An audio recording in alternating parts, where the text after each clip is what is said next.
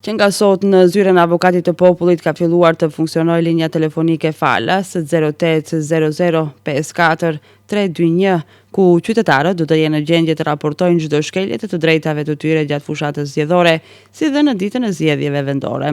Institucioni informon se çdo raport do të përpunohet menjëherë dhe nëse ankesat mbrin pas orarit të punës, pas orës së 16, ata do të regjistrohen dhe shqyrtohen sa më shpejt të jetë e mundur. Avokati i Popullit në funksion të mbrojtjes dhe ushtrimit të së drejtës së votës do të reagojë pa vonesa tek autoritetet dhe institucionet kompetente në mënyrë që ata të veprojnë shpejt dhe me efikasitet dhe të sigurojnë ushtrimin e të drejtës së garantuar të qytetarëve, thot zyra.